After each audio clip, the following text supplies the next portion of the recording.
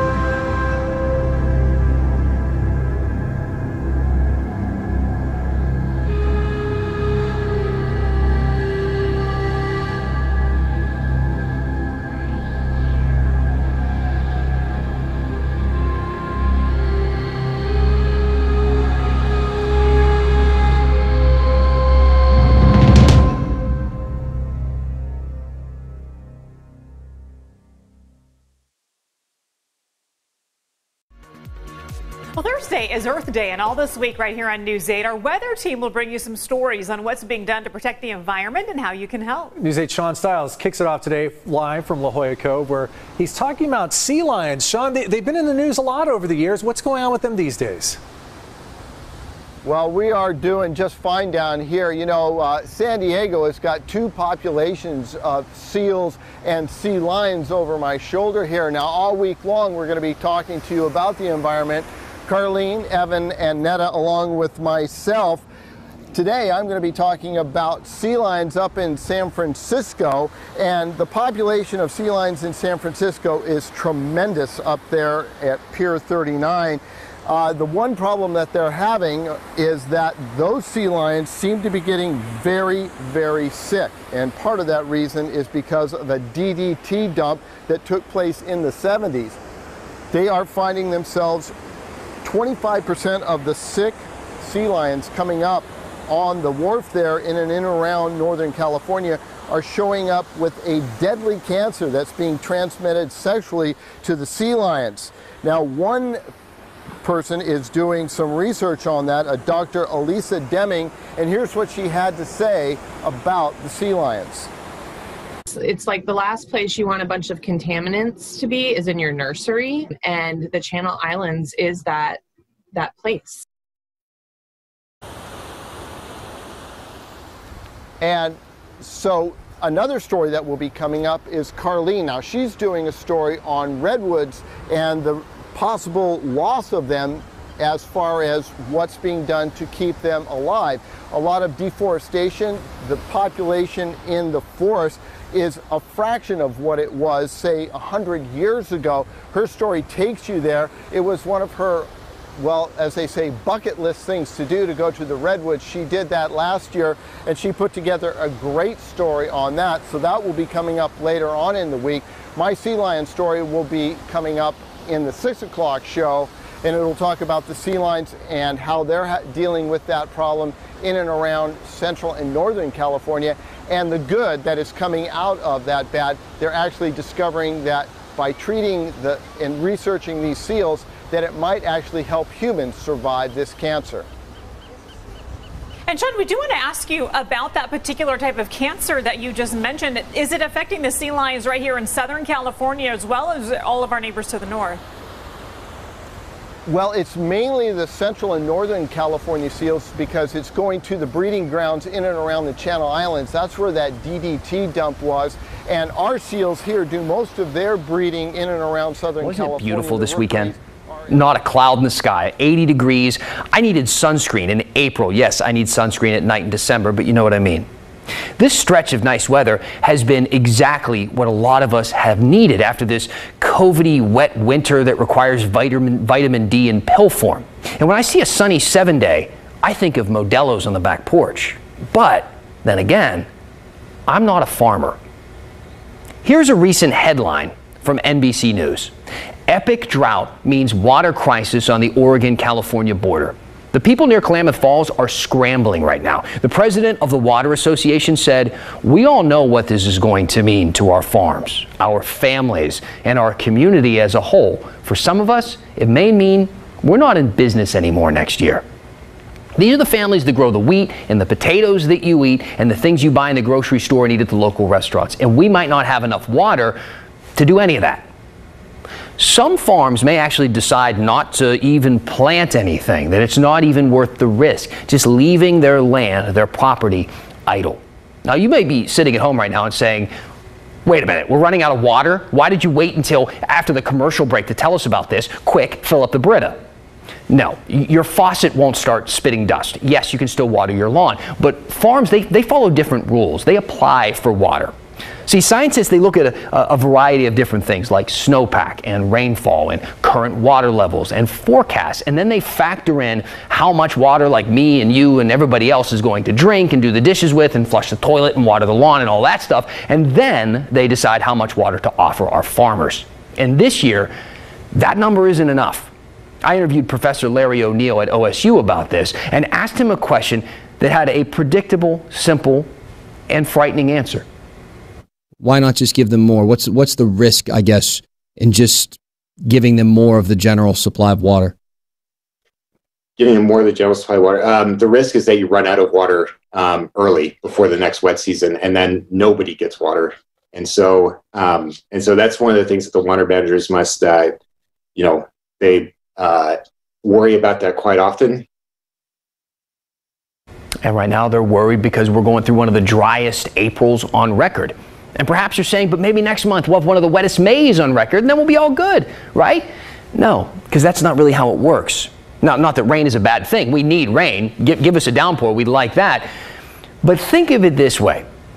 You have a savings account with cash, right, for a rainy day.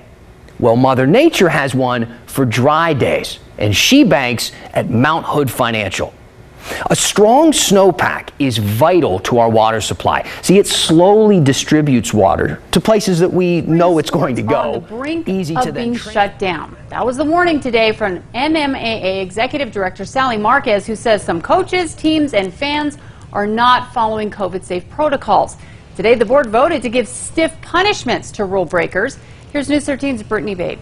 Kim, it's been about 2 months since high school sports teams were allowed to start practicing and playing again. And throughout that time, the NMAA director says they have been getting way too many reports of players, coaches, and spectators doing things like not wearing a mask. And now she says the time for warnings is over. We have been warning. I have been warning since mid-February. And it's getting to a point where, I can keep warning. I can keep telling them what we need to do. But we're getting to a point where the behavior has not stopped in many, many situations, and we're going to have to do a heavy hand in order to get to the finish line for the spring sports. During a board meeting this morning, members voted unanimously to allow NMAA Director Sally Marquez to determine how people who break the rules will be punished. Marquez says there have been cases of athletes and coaches not wearing masks, and some players have even showed up to practices and a state championship game with COVID symptoms. The punishments now on the table include suspensions, forfeitures, fines, and postseason bans. Anyone at a game, including players, coaches, and spectators, could get hit with any of those sanctions. APS Superintendent Scott Elder says finding social media posts of people violating the public health order is too easy, and he voted for stricter punishments. I don't want to lose graduation, and I don't want to lose spring sports. And if we have to shut down all spectators, if we have to suspend some teams, so be it. Graduation's got to happen.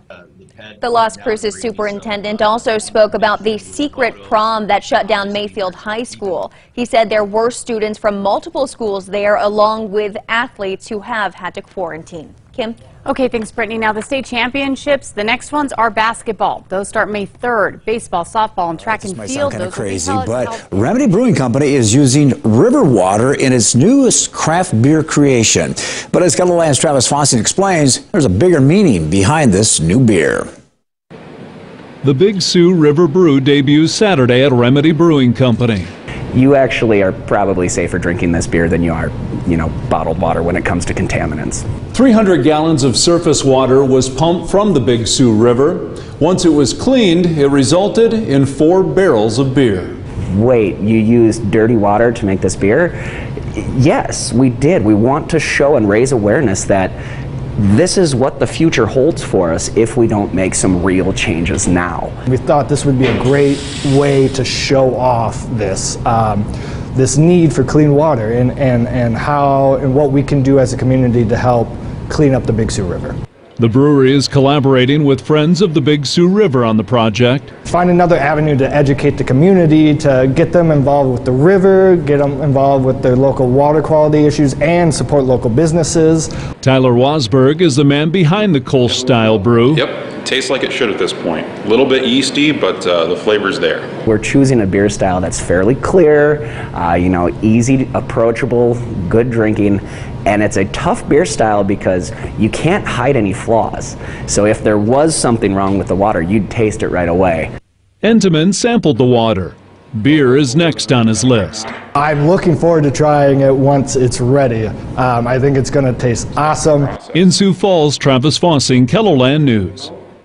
And following a downtown river cleanup, Remedy and friends of the Big Sioux River are hosting a release party for the beer from noon until 4 o'clock on Saturday at Remedy. Welcome to Hannity, and tonight we're broadcasting from the always beautiful Mar-a-Lago in Palm Beach, Florida, where in just moments, the 45th President of the United States, Donald J. Trump, he will join us for his first sit-down television interview since leaving the White House. No topic is off limits. No question is off the table. We'll cover Joe Biden, the radical left, the future of the GOP in 2022 and 2024, COVID-19, the crisis on our southern border, the mob, the media, and everything in between. Now, without a doubt, President Trump remains the most dominant force in American politics today, even now 3 months removed from the Washington swamp. When Donald Trump talks, the world, the country listens. So tonight, for the hour, we welcome the 45th President of the United States, Donald Trump. Mr. President, good to see you. Thanks for joining us. Well, thank you very much, Sean. All right, so I know a lot of people that are around you every day. This is what they're all telling me. You are working as hard as you did when you were in the White House, except you play a little golf more. That you're keeping an insane schedule, 7 days a week. You really don't stop. Well, we're seeing a lot of people. We're seeing a lot of good Republicans and a lot of good Americans, in some cases great Americans, and we are working very hard. And a lot of things to do, plus I'm getting more involved. For a long time, years, I wasn't involved in the business. I'm more involved in the business. We'll see what I do with respect to that, but the business is doing well, and we're doing well. It's been 5.5 years of investigations and hoaxes, and I see something came out just yesterday about the Russia was a total phony deal, and they hate to admit it, but intelligence came out. They were putting a bounty on the bounty, the big bounty deal, and now they say that it was a hoax, just like everything else. So it's a sad thing. You get impeached for doing nothing wrong, then you get a second impeachment for doing nothing wrong. And so it's been pretty wild when you think about it, and very unfair. So we're working very hard, and I think you're going to see something that will start to take place in 22 and will culminate in 24. And you're going to see a lot of big things and great things for the Republican Party and for the country when you look at the border and all of the things that are going wrong right now. What a shame at the border. Let's start with Joe Biden. Now, I get criticized because the Joe Biden I see now, I can show you tapes of him in 2016. I could show you tapes of him in 2012. And to me, he looks extraordinarily weak, frail. I think it's very transparent. He's struggling cognitively. He usually averages less. We follow his schedule very closely. Two vehicles left a mangled mess following a deadly hit-and-run crash in northwest Miami-Dade. Police say they are now looking for the driver who walked away from the scene. Good afternoon. I'm Maribel Rodriguez. And I'm Keith Jones. Thank you for being with us. Police say 7 people were rushed to the hospital where one of them did not survive. CBS 4's Brooke Schaefer is live near the scene with the details. Brooke? Maribel, Keith, that crash early this morning shut down this area for several hours. Miami-Dade police just told us a red car was speeding when it slammed into the back of a minivan with 7 people inside. All 7 people rushed to the hospital.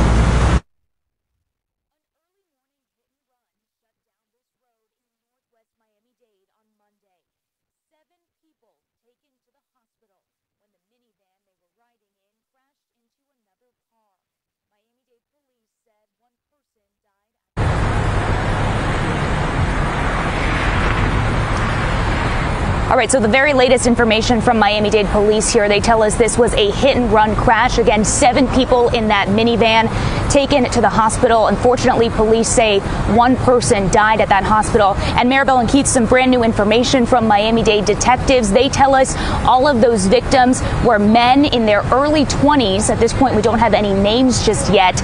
And again, this afternoon, police searching for the driver of that red car. They say he ditched his car and left the scene. At this point, police again have not given us a name of who they're looking for, but a quick suspect description this afternoon. They tell us they're looking for a bald man, approximately 6 feet tall. As always, if you have any information to help detectives here, you can call Crime Stoppers. That number 305-471-TIPS. I'm live in Northwest Dade. We go through a meteor shower drought. So now that we're entering into spring, we're in mid-April, we finally have a meteor shower to look forward to again, which will peak this week. So if you want to head outside, you'll have a chance of seeing some Lyrid meteors. The peak is going to occur early Thursday morning. The best time to look will be after the moon set and before dawn. So early Thursday morning, the moon sets right around 4:50, and once the moon is gone, we'll have less light pollution to deal with.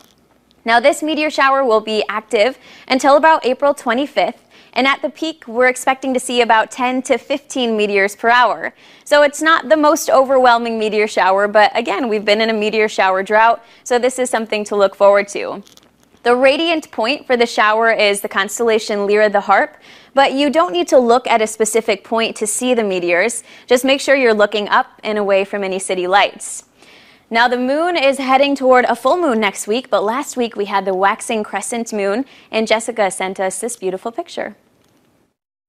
What we've learned in the past few months is that no matter what you say, no matter what you do, some people are just not going to get the coronavirus vaccine. It's not going to happen. Even though the science is undisputed, vaccines are the safest and most effective way to quickly end this pandemic. Now, I'm not a fortune teller, but I'm pretty sure once society ticks back to returning to normal, some places are only going to allow you inside if you're vaccinated.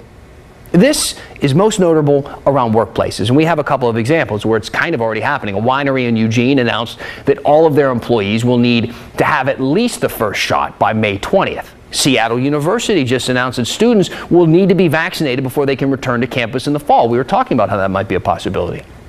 And other schools are saying it could be the same there. They might have similar policies. Workplaces, they run the spectrum of saying things like, quote, we strongly encourage our employees to get the vaccine, to actually paying them extra to go and get the shot, like we saw Kroger do.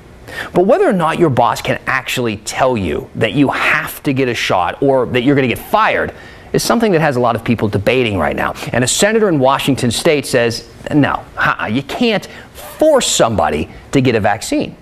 Senator Doug Erickson introduced a bill that he says would prevent discrimination based on a person's vaccine status. So work, school, travel, going out to eat, stuff like that, you wouldn't be required to be vaccinated under this Senate Bill 5144.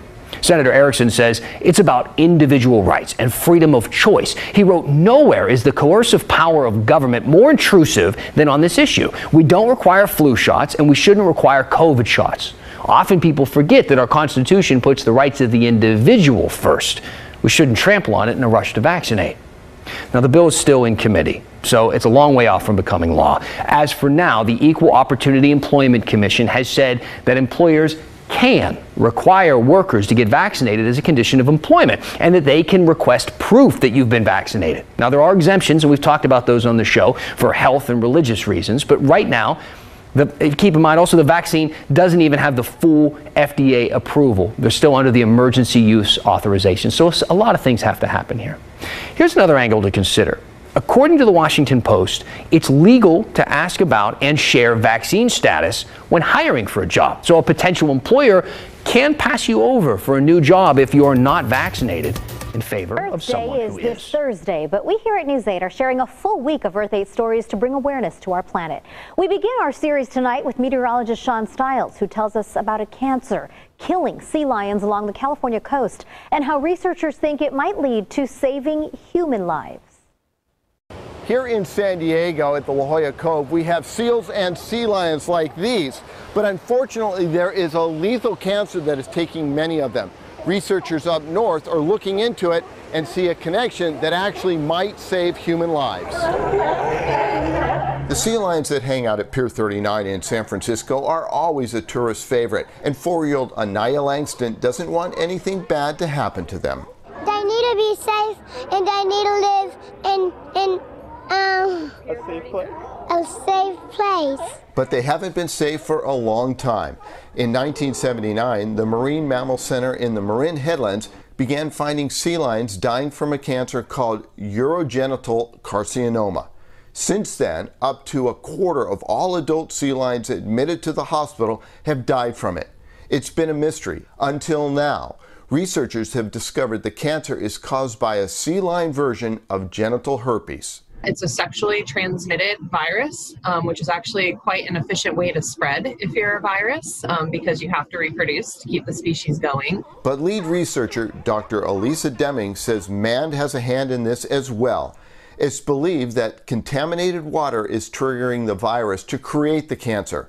Recently, it was discovered that thousands of barrels of the banned pesticide DDT were dumped in the ocean in the 70s, right off the Channel Islands, the place where 90% of the sea lion pups are born. It's like the last place you want a bunch of contaminants to be is in your nursery, and the Channel Islands is that place. In a bitter irony, the sea lion cancer is similar to the cervical cancer in humans, so it may unlock the answers to preventing it in people. Dr. Deming says there is no treatment for the sea lions, but she would like to see something good come from their deaths. We can utilize these animals, kind of respect them in their death by taking advantage of learning as much as we can from them. Dr. Deming credits the Marine Mammal Center for recognizing the spike in cancer cases and saving tissue samples starting in the mid-90s. Those samples from more than 300 animals are helping drive the research. At this point, it appears the cancer is mainly affecting the sea lions that do their breeding in and around the Channel Islands. Here in San Diego, the population is not as based on the amount of emails that we get from you every time we talk about the garbage piling up around this city. We know that, well, I wouldn't say you like it, but you like discussing it. Finally, we're hearing some concrete plans to try and clean this city up. We told you about them on Friday, and 2 of those plans involve hiring homeless people to pick up trash. The city of Portland already started this. It's a pilot program right now. They're paying $20 an hour. Multnomah County also wants to hire 100 homeless people to pick up trash starting this summer. Again, paying $20 an hour. And we got a lot of questions about that amount of money, like this one from Barry. Do you have to be homeless to pick up trash for $20 an hour? How do you prove you're homeless? 2 good questions. So first, yes, these jobs are only open to people who are homeless. The programs are hiring people referred to them by the nonprofits they work with, that the city works with right now, that already work with people who are homeless in this city. Now, as of that $20 an hour, yeah, that's a lot of money. It is much more than the minimum wage here in the metro area. But most of these people, they're only working a few hours a week. This isn't like a 40-hour-a-week job making $20 an hour. Here's what the director of the nonprofit behind the city's program has to say about that amount of money. This work is an essential service, and as such, we feel that it needs to be remunerated, and that's something that we are very passionate about. It also helps create more pathways for formal employment in the waste and recycling sector. But I also wanted to note that this is a hard job, and it requires skill and planning. And when I have gone around with the crew, the intentionality of planning the routes and organizing the crew, picking up litter safely, communicating with people, building relationships is not easy, and it's something that we want to acknowledge that and continue to build this program in that way. Nika sent me this question on Twitter. Hey Dan, I like this trash plan with the homeless people being paid. Great way to help them get back on their feet. My question is, without an address, how will these folks be paid? A prepaid card? How will they address payroll for that? And it's a good question. So with Portland's program, which again is already up and running, the city says the nonprofits that they're partnered with, they pay them. And that nonprofit will then pay the homeless people in cash money. Other cities with similar programs, we've talked about these different cities that do this. They do it a little differently. A city outside of Sacramento, for instance, has been paying homeless people to pick up trash since last year. And every 2 weeks, the city comes by, they pick up the trash bags, and then they hand out $20 gift cards. And those people can spend that on food or hygiene products at local grocery stores. Of course, cash. Well, there is a home building boom, and that means a boom for the lumber industry. Lumber prices are up 180% compared to last year, and THV11's Jay Jackson spoke with realtors and contractors about how it's affecting their industries. The National Association for Home Builders says that the spike has caused the price for an average new single-family home to go up $24,000 since last April. And that's not just affecting one industry. We have some homes here in Conway. I think one home over the weekend had 27 offers. That's unreal to me. I haven't seen anything like that. Real estate broker Denise Perry says the prices of homes are also going up along with lumber. impacting potential buyers. So that affects us indirectly. A lot of people are going to stay put. Meaning current owners won't upgrade.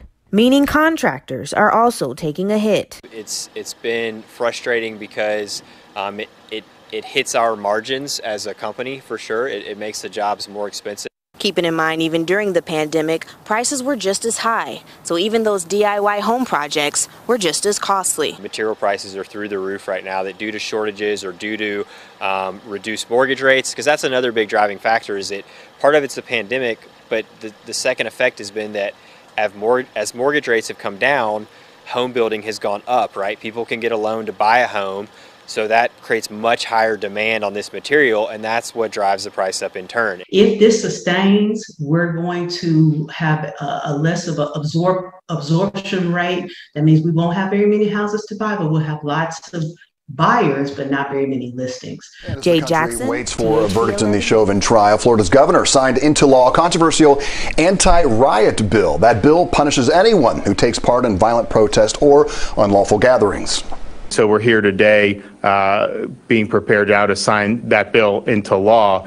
I think it's really remarkable if you look at the breadth of this particular piece of legislation. It is the strongest anti-rioting legislation in the country. If you riot, if you loot, if you harm others, particularly if you harm a law enforcement officer during one of these violent assemblies, you're going to jail. It goes into effect immediately. The governor says anyone who vandalizes or damages structures or any public monument will be charged under this new law. In a statement, State Senator Chevron Jones, a Democrat from West Park, said the law undermines every Floridian's constitutional rights. And Agriculture Commissioner Democrat Nikki Fried said the bill is, quote, straight from the communist regime. Micah and Ray, good evening to you. Using words like fully prepared and abundance of caution, the mayor asked the governor to call out the Illinois National Guard. This is an important day for us. Mayor Lightfoot officially made the request to Governor Pritzker in advance of the verdict in the Derek Chauvin trial. Word came late this afternoon, and in making this announcement, the Guard will carry out what is called a limited mission to help manage street closures. It will not interfere with, quote, the peaceful protesters exercising their First Amendment rights, much the same role as Guard members played in previous deployment, unquote. You may recall the Guard was called out last year, 5 days after George Floyd's death, when protests in the city turned violent and then looting occurred in some parts. The mayor was criticized for acting too slowly to request the Guard then. Earlier today, at an appearance to mark the start of high school CPS students' first day returning to class, the mayor made no mention of the Guard deployment. In today's announcement from the governor, she is quoted as saying the deployment is out of an abundance of caution and to be fully prepared, even though there is no actionable intelligence at this time. Illinois State Police troopers will also be assigned to help CPD when and if needed in the coming days. So the official deployment of the National Guard, again 125 soldiers from 3 different units across the state, begins tomorrow at noon. Presently, it's pretty quiet downtown. We're live outside City Hall. Patrick Elwood, WGN But in News. at least 2 Ray and counties, Micah, they have more shots than they have people wanting to get vaccinated. That's why appointments are no longer necessary to get the Pfizer shot at the NRG Park mega site. And they are changing hours starting Wednesday to noon to 9 p.m. This is to give people more flexibility. A similar problem in Galveston County, where there is more supply than demand. So health officials are asking the state not to send any more doses next week. Stephanie Whitfield looks at how the county is shifting its vaccine plan. Health officials say they've reached the point in Galveston County where everyone who wants a COVID-19 vaccine has gotten one.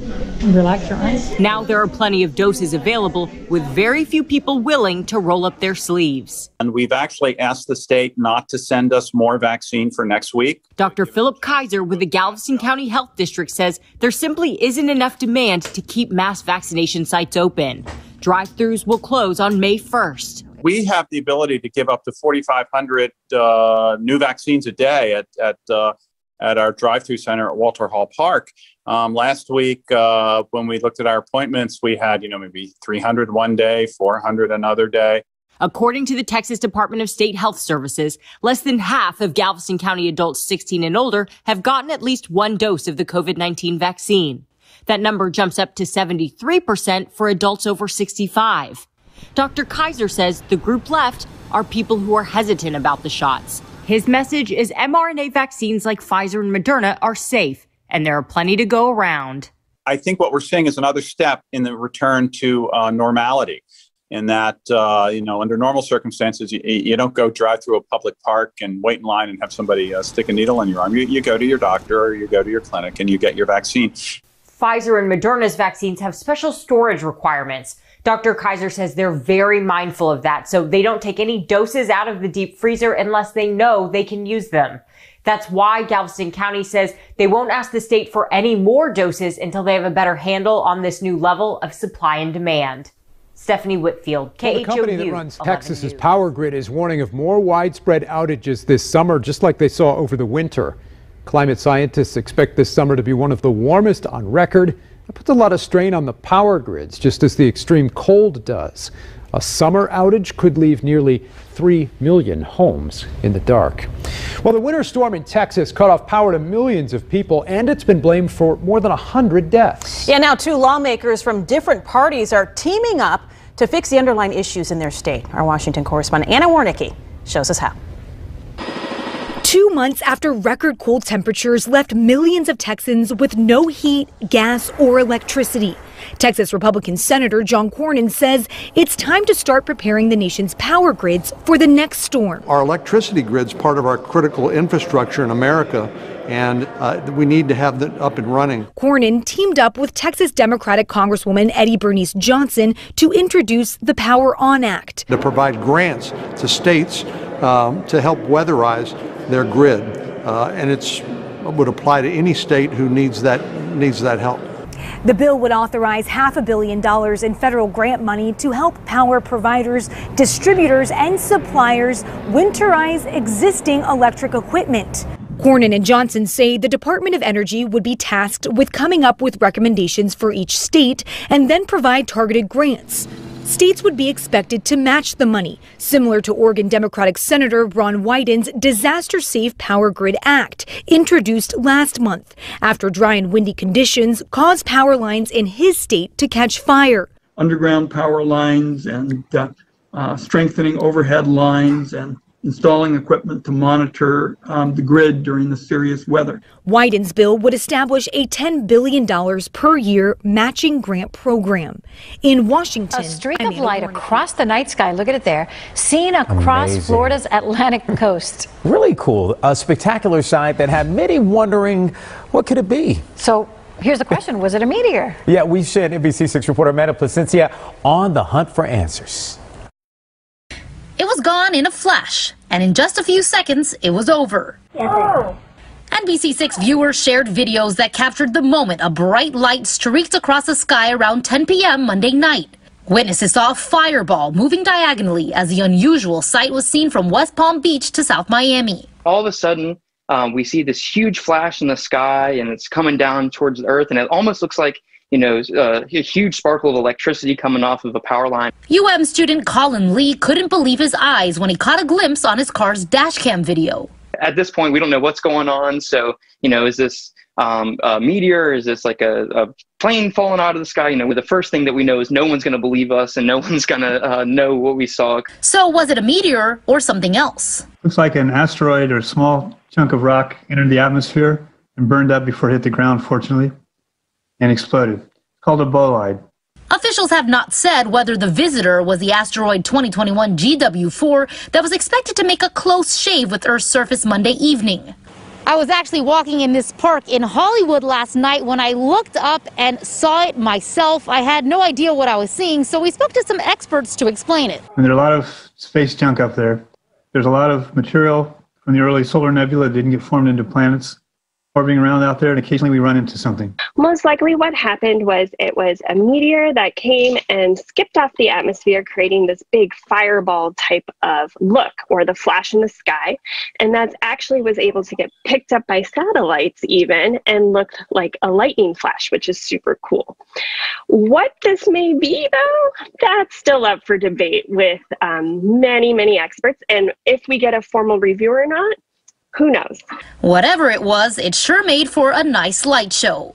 Amanda Placencia, NBC6 News. For Long Island, electric-powered garbage trucks will soon hit the road. Hempstead town officials showed off the new clean energy fleet, calling it the fleet of the future. The town is testing 2 garbage trucks that are state-of-the-art with 0 emissions. These new trucks will be used for garbage collection later. Caught on camera, a plane comes crashing down along a busy Florida beach, narrowly avoiding people in the water. Take a look at the dramatic video out of Cocoa Beach. You can see the moments the plane slowly gets closer to the water before crashing down. Authorities say the World War II era plane, which was part of a nearby air show, experienced an engine failure, forcing the pilot to put it down in the water. Thankfully, no one was injured, including the pilot, who waved at onlookers after the sudden Ontario splashdown. side, you can see that at a local truck stop, they've made this the makeshift checkpoint, and here any passenger vehicle has to go through this area. They're coming off the highway and stopping to speak with officers. When it comes to transportation in terms of trucks,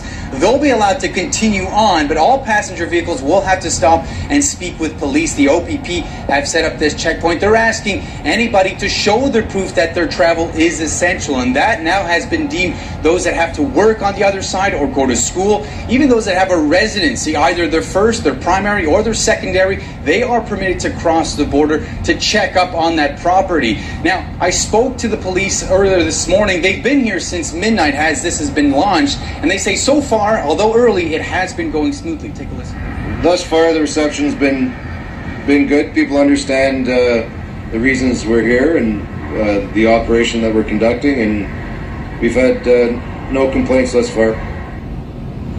And Laura, while this is the scene on the Ontario side, if you're coming from Ontario crossing the border into Quebec, it's a bit different. The SQ, they are there, but there is no checkpoint in place. What officers are doing is they're waiting and they're sort of stopping those passenger vehicles sporadically, and that is when they'll be asking questions on why they're traveling onto the other side. This week of a meteor shower. It's been a while, but these are the Lyrid meteor showers. The star Vega rises in the east just between 9 to 10. It's overhead in the middle of the night. Just look to the right of that. Once the moon sets, you get a nice dark sky, but it should be peaking Wednesday to Thursday. So look for that here this week if you do manage to get digital divide. That covers neighborhoods where there is no internet access and residents who can't afford to connect. And this should go well beyond just adding some free Wi-Fi hotspots around town. More than just your typical public Wi-Fi, we want to make sure people are connected in their homes, at their kitchen table, where they do their homework, where they do their work. And we want to make sure that some level of that is free and or affordable for all. But does free equal safe? Remember in late 2019, the city of New Orleans was the victim of a ransomware attack that cost millions to fix. Bob Oster runs a local IT service business and is a cybersecurity expert. If you're providing free internet to folks and they start doing online billing, they start doing online shopping, all of a sudden they're susceptible to everything, and they're going to do that, right? That's the point. Oster notes that the city's request for proposals calls for the vendor to maintain security and privacy for residents. The cost of this major infrastructure upgrade is pegged at $25 to $50 million. How much does the city plan to spend? We think this can be done at no cost to the city.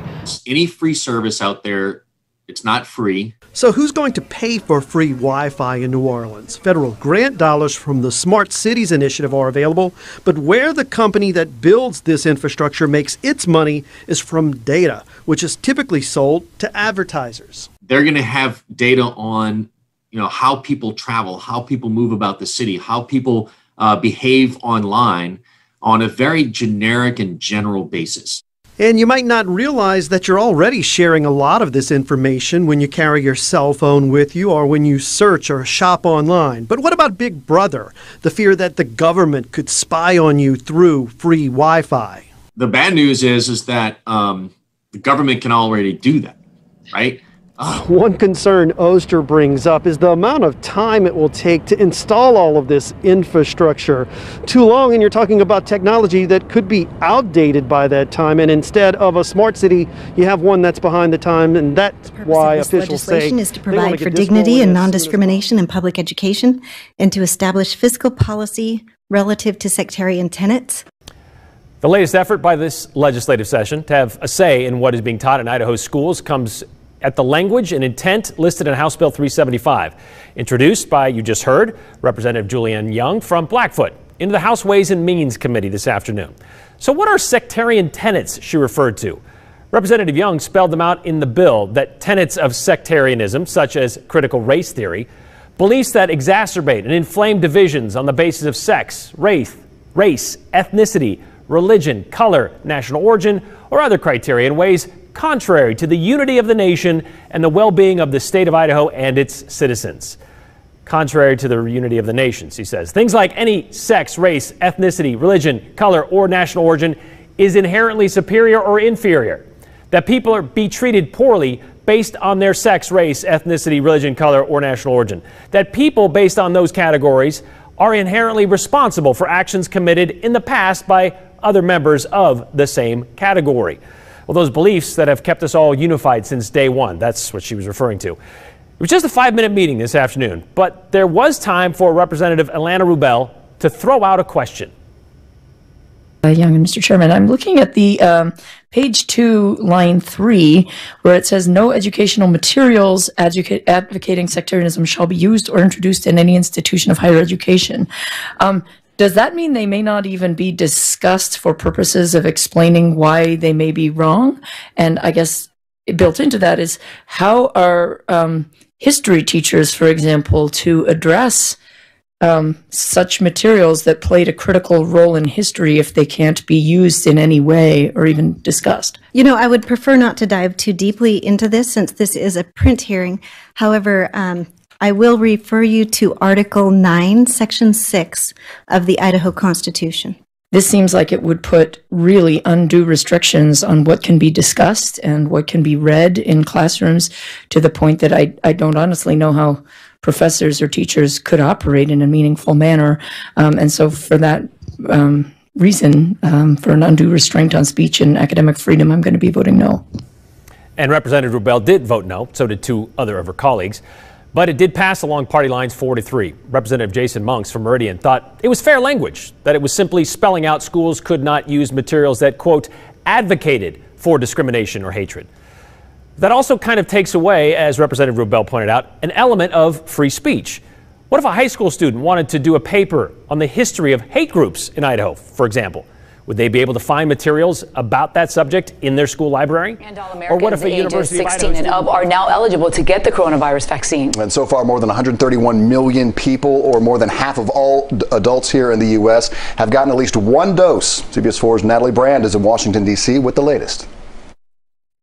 From Miami Beach, where a year-long curfew has been lifted, to New York City, where the longest-running off-Broadway show is back in production. The show must go on. Signs of progress. And now the CDC says more than half of all U.S. adults have gotten at least 1 dose of a COVID-19 vaccine. And we now have one thing on our mind: making sure that the other 50% know how easy it is to get a shot. We have enough of it. You need to be protected. President Biden asked states to make anyone age 16 and older eligible for a vaccine starting today. And most states beat the target ahead of this week. I'm feeling pretty good. You know, there's a little soreness in the arm. The shot didn't hurt as much as I thought it was. But world coronavirus deaths reached 3 million Sunday, and the actual number is believed to be significantly higher. Here in the U.S., new infections are close to 70,000 a day, about the same as last summer's peak. 38 states reported hikes in hospitalizations last week. Hardest hit Michigan, Pennsylvania, Rhode Island, and New Jersey. The 7-day average of daily deaths are now increasing, with 6 consecutive days of increases. Part of the COVID fighting arsenal remains sidelined. The Johnson & Johnson vaccine is still on a recommended pause following at least 6 rare cases of blood clots. But the single-dose shot could return to arms later this week. One of the possibilities would be to bring them back, but to do it with some form of restriction or some form of warning. A CDC advisory committee will meet Friday to discuss the J&J vaccine and is expected to make a decision. As the country comes off a record-breaking year for wildfires, more conservation groups are working to drastically reduce the number of fires and lessen the devastation they cause. Yeah, CBS 4's Skylar Henry takes us to Maryland. That's where one group is fighting fire with fire and helping the land withstand the effects of climate change. So just bring a little line of fire right down here. These flames burning in western Maryland are controlled. For nearly 10 years, forest lines like these are where Natasha Wetzel is in command. I've probably been on definitely over 200 burns. Yeah, and I've been loving every minute of it. Wetzel oversees controlled burns for the Nature Conservancy, one of the largest environmental organizations in the world. Does everybody have a map? After months of planning and closely monitoring weather conditions, Wetzel and her team are singeing roughly 20 acres. Work she says that's more critical than ever. We know with climate change, conditions are going to change, species are going to migrate, and we need to ensure that we have healthy, resilient forests. That's good. The burns also help prevent wildfires by treating the land before conditions are too dry. The National Interagency Fire Center says nearly 59,000 wildfires burned through more than 10 million acres across the country last year, a significant uptick from 2019. One of the differences between wildfires and these controlled burns is the actual intensity of the fires themselves. Wildfires can get so hot that they kill everything, including the fire-adapted plant species. These burns do the opposite. We're giving it a boost. Ecologist Dr. Deborah Landau says controlled burns are restoring plant species that have been dormant for, in some cases, centuries. Without fire, we're going to lose a lot of these plants that have evolved with fire and require fire in order to regenerate. Wetzel says for her group, it's about stepping in where nature otherwise wouldn't, conserving and protecting not only forest life, but potentially human life as well. Skylar Henry, CBS News, Little Orleans, Maryland.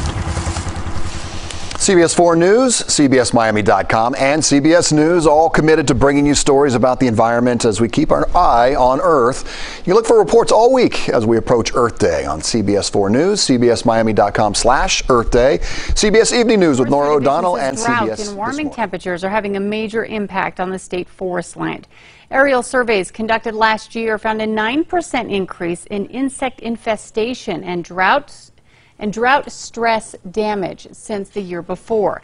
Some of the worst areas are in Catron and Mota counties. According to the National Oceanic Atmospheric Administration, 2020 was the second warmest and fourth driest on record. A new at 6, KPIX5's John Ramos on a push to make it easier to get California cops who break the rules off the force. The cries for police reform have been growing over the years, and there are those who say it is time for police officers to be held to the standards of their profession. Oakland's black community has had a rocky relationship with the police for a long time, but it fractured completely with the shooting of Oscar Grant in 1990. I felt everything about him because he a real black man, just like I am.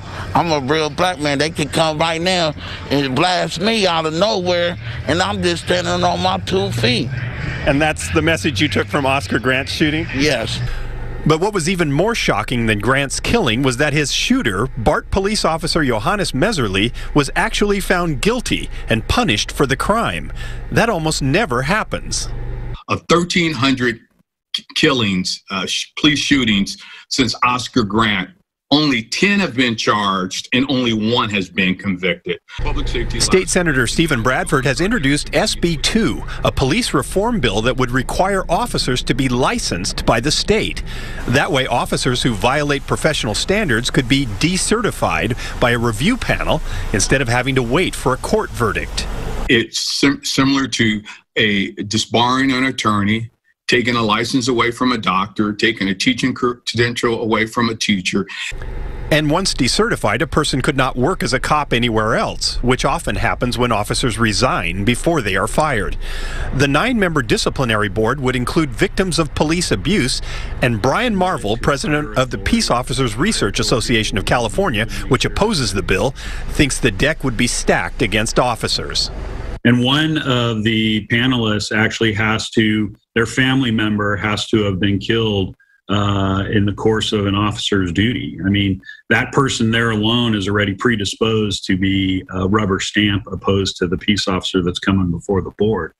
Law enforcement groups say they don't oppose the idea of licensing people to be cops. They just want to be sure they're treated fairly. Of course, that's what people who are demanding reform would like as well. In Oakland, John Ramos, KPIX5.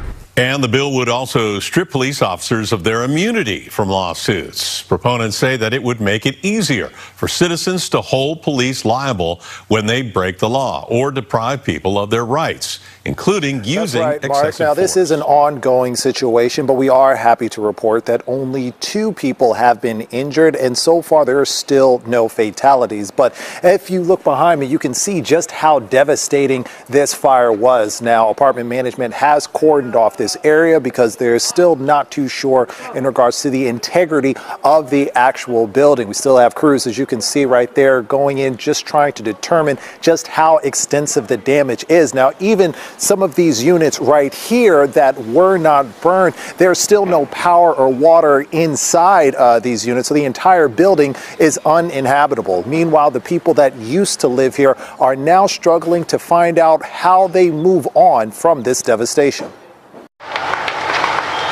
Tacombans are picking up the pieces left behind by a fire that gutted an apartment complex. Fire crews say they responded to a call at around 2:30 to 3 a.m. Monday morning and immediately got to work to save what they could. Now that the dust is settled, investigators are working to learn what led to the destructive blaze. From what the investigators are gathering, it could be an exterior fire that entered the interior and spread up into the attic. So it looks like it was a first floor, rear of the building, exterior fire. Meanwhile, residents are struggling to make sense of what happened and how they can move on. The alarm went off first, and then the neighbors were on the parking lot yelling, "Get out, fire!" And then we had a big loud pop, like a bang. So when we just got out, we didn't have anything. We just got out and we ran to the parking lot and everything was on fire. We just lost everything. We have nothing, and right now we're just taking one day at a time because we don't even know where we're going. Now, as emergency crews continue to get a look at the damage of the building, we've been seeing residents throughout the day coming into the units that are unburned, moving out valuables and food to find other places to store them. We have been able to reach out to the Red Cross, and they have said that the people that have been displaced have so far been put in a nearby hotel where they are also being provided food, so they have the resources and the space they need in order to figure out what comes next. For now, we're live in Tacoma. Option for their driver's license or their non-driver ID. The State Motor Vehicle Commission says that they are now adding the X gender option. This X will indicate a gender is unspecified. It will offered along with this existing M and F options for male and female. The X option can be used by anyone who prefers that their gender not be specified. It will cost $11 to make this change, which is the standard fee for a duplicate license.